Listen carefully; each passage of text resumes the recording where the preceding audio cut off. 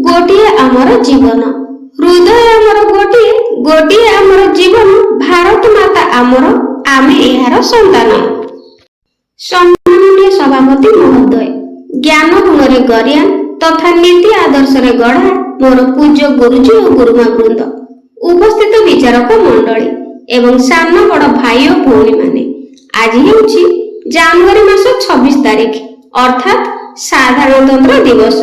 सर्वप्रथमे मु आपण मानकु साधारणतंत्र दिवस उपलक्षे हार्दिक शुभेच्छा और अभिनंदन जनाउछि। आज पवित्र साधारणतंत्र दिवस विषय रे मते किछि कहिबार सुजोग मिलिथिबारु मु निजको धन्य मने करूछि। आज हेउछि 26 जनवरी 2026 मसिया 77तम गणतंत्र तथा साधारणतंत्र दिवस। एहाकु मध्य जनराज्य दिवस कुहा जाए। एही अवसर रे मु देश प्रति नम्र कृतज्ञता ज्ञापन करूछि। साधारणतंत्र दिवस विषय रे किछि कहूथिबारु मु निजको गर्वित मने करूछि। गणतंत्र दिवस प्रत्येक भारतीयଙ୍କ ପାଇଁ एक पर्व नुहे, बरं ଏହା ଆମ ସମସ୍ତଙ୍କର गौरव अटे। एही गण ର अर्थ ଲୋକମାନେ, तंत्र ର अर्थ शासन। आमे प्रतिवर्ष 26 जनवरी को गणतंत्र तथा साधारणतंत्र दिवस रूपे पालन करी आसुछु 1950 मसीहारू। जदि एहार इतिहास कहिबी से दिन थिला 1930 मसीहा जनवरी मास 26 तारिख। रावी नदीर तटरे कांग्रेस रो लाहौर अधिवेशन। से दिन पंडित जवाहरलाल नेहरू को भाषण मुक्त करथिला भारतवासी को। ताहा थिला पूर्ण स्वरोजगार डाकरा। इतिमध्ये आम देशर अक्लांत परिश्रम करिथिबा स्वाधीनता संग्रामी मानक प्रशंसा जेते कले भी अत्युक्ति हेबो नाही।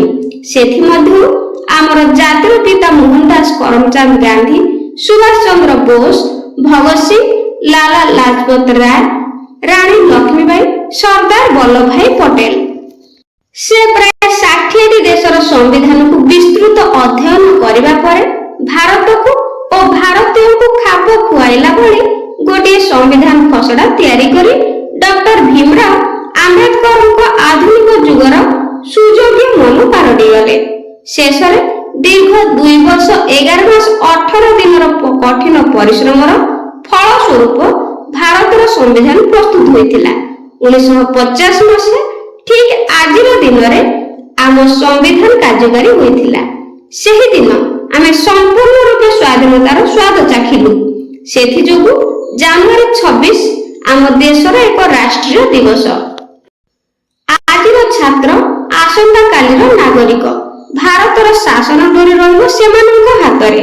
आजिर आह्वान सांप्रतिक और भविष्यतर विभिन्न परिस्थिति और समस्या को टाळिबा को हेले समस्त देशवासी एक हेबा। एहा ही प्रकृत देश प्रेम।